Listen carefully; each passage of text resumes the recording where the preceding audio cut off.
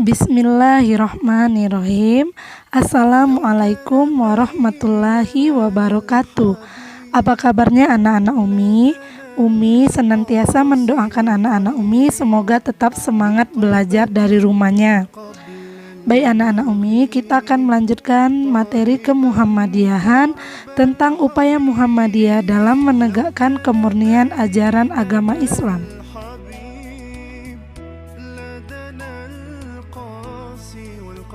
Adapun usaha Muhammadiyah dalam menegakkan kemurnian ajaran agama Islam ada dalam 3 bidang.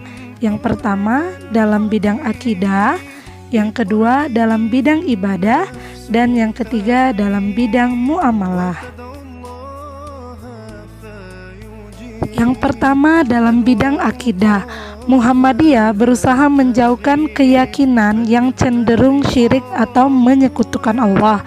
Misalnya, minta tolong pada kuburan keramat, menyembah bebatuan atau pohon-pohonan, minta bantuan kepada arwah, para wali, ulama, dan lain sebagainya.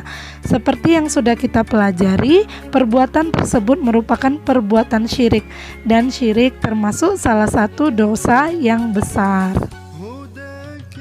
Dan pelaku syirik disebut musyrik.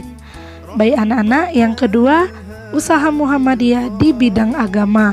Muhammadiyah berusaha melaksanakan ibadah yang sesuai dengan Al-Quran dan hadis agar jauh dari perbuatan bid'ah. Nah, apa itu bid'ah? Bid'ah adalah suatu ibadah baru yang tidak terdapat dalam ajaran Islam atau yang tidak pernah dicontohkan oleh Rasulullah SAW. Menurut ulama, bid'ah terbagi menjadi 2, yaitu bid'ah qaubihah dan bid'ah hasanah. Bid'ah qaubihah adalah bid'ah yang dilarang dalam agama dan harus dijauhi karena mengada-ngadakan sesuatu yang tidak ada dalam agama, adakala hukumnya haram atau makruh. Bid'ah hasanah adalah bid'ah yang baik, yang boleh atau bahkan dianjurkan dalam agama. Bid'ah hasanah ini dibagi lagi menjadi 3, yaitu yang pertama bid'ah wajibah atau yang diwajibkan.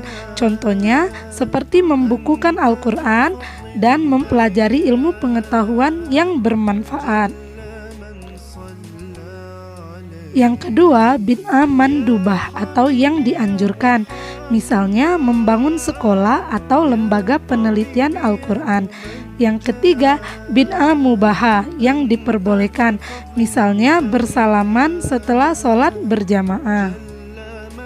Bid'ah hasanah ini boleh untuk kita kerjakan. Nah, Muhammadiyah berusaha meninggalkan bid'ah-bid'ah yang berlangsung dalam masyarakat. Misalnya, 1. Melakukan tahlilan selama hari-hari tertentu kematian seseorang. Yang kedua, sedekah pada hari kematian, pada hari ketiga, hari ketujuh, dan seterusnya.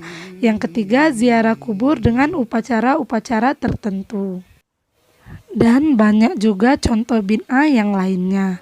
Yang ketiga, usaha Muhammadiyah di bidang muamalah. Muhammadiyah berusaha melaksanakan ibadah muamalah dengan menjauhkan diri dari perbuatan kufarat. Misalnya, 1. Menguburkan kepala sapi di bawah bangunan jembatan yang akan dibangun dengan alasan jembatan tersebut akan menjadi kokoh. Yang kedua, melarung makanan atau sesajen ke sungai atau ke laut. Yang ketiga, menghitung hari-hari baik saat ijab qabul. Yang keempat, upacara pada masa kehamilan. Dan yang kelima, macam-macam sedekah pada bulan tertentu. Semua perbuatan tersebut merupakan perbuatan kufarat. D. Upaya Muhammadiyah memajukan pendidikan, mengembangkan sistem persekolahan yang mengajarkan pelajaran agama sekaligus pelajaran umum. Muhammadiyah ini merupakan organisasi yang paling banyak membuka amal usaha pendidikan. Sekolah-sekolah Muhammadiyah mempunyai mata pelajaran ciri khusus yang mencakup ismubah, yaitu keislaman, Muhammadiyah, dan bahasa Arab.